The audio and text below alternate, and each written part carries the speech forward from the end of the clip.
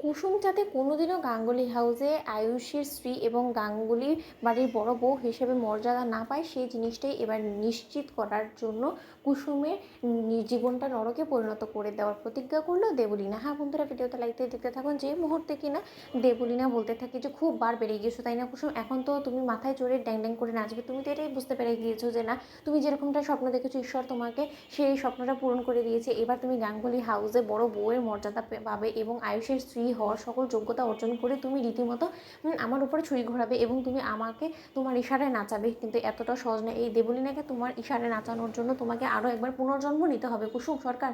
কুসুম, এখনও পর্যন্ত তুমি বুঝে উঠতে পারছো না তোমার জন্য গাঙ্গুলি হাউসে কী অপেক্ষা করছে, কারণ তোমার জীবনটা রীতিমতো আমি নরকে পরিণত করে দেবো, জ্বলে পুড়ে তুমি ছারখার হয়ে যাবে সেই লাগানো আগুনে, যেটা কিনা দেবলীনা লাগাবে। আমিও দেখি সেই আগুন দাউ দাউ করে যখন জ্বলে তখন তুমি সেই আগুনটাকে কী করে নেভাও কুসুম, কারণ প্রতিনিয়ত আমি আয়ুষের চোখে আঙুল দিয়ে বুঝিয়ে দেবো যে তুমি যে আয়ুষের জন্য একদমই বেমানান এবং গাঙ্গুলি হাউসের একদমই তুমি অযোগ্য। এবং তার পরবর্তীতে স্বয়ং ইন্দ্রাণী গাঙ্গুলি এবং আয়ুষ্মান গাঙ্গুলি তোমাকে ঘাট ধাক্কা দিয়ে বাড়ি থেকে যাতে বার করে দেয় সেই ব্যবস্থা এবার এই দেবলীনা চ্যাটার্জি করবে। অন্যদিকে যখন কিনা পুরোহিত মশাই মন্ত্র উচ্চারণ করতে শুরু করে দেয় এবং আয়ুষ যখন কুসুমকে বলতে থাকে যে কুসুম, আমি জানি না যে জীবন আমাদেরকে কোথায় নিয়ে দাঁড় করাবে, আমি আমার আপ্রাণ সর্বোচ্চ দিয়ে চেষ্টা করব যাতে আমি তোমার প্রতি আমার যে সকল দায়িত্ব কর্তব্যগুলো আছে সেগুলো আমি যাতে নিষ্ঠার সঙ্গে পালন করতে পারি। কিন্তু এর পরবর্তীতে তোমাকে একটা জিনিস শুধু খেয়াল রাখতে হবে যে তুমি আমার যোগ্য হয়ে উঠতে পারো কি না পারো, কিন্তু তোমাকে আমার পরিবারের আশায় উত্তীর্ণ হতে হবে। আমার পরিবারের কিন্তু যথেষ্ট পরিমাণে এক্সপেকটেশন ছিল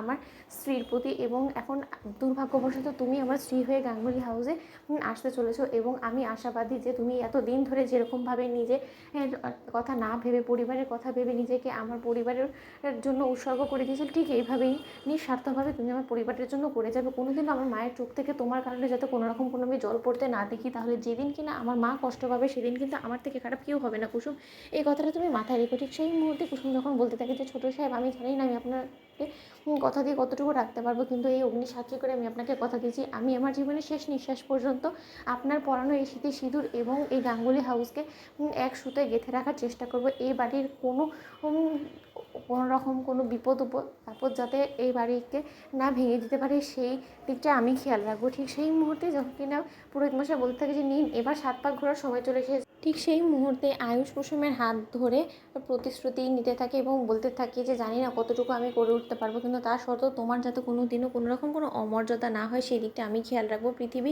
একদিকে এবং আমার কাছে তুমি আরেক দিকে থাকবে, কারণ তোমার যোগ্য মর্যাদাটুকু দিয়ে তোমাকে আমি আমার জীবনে রাখবো কুসুম। তোমার কোনো রকম কোনো অসম্মান অপমান কেউ করার চেষ্টা করে তার বিরুদ্ধে আমি রুখে দাঁড়াবো। তো বন্ধুরা, লাইক শেয়ার করে সাবস্ক্রাইব করতে ভুলো না।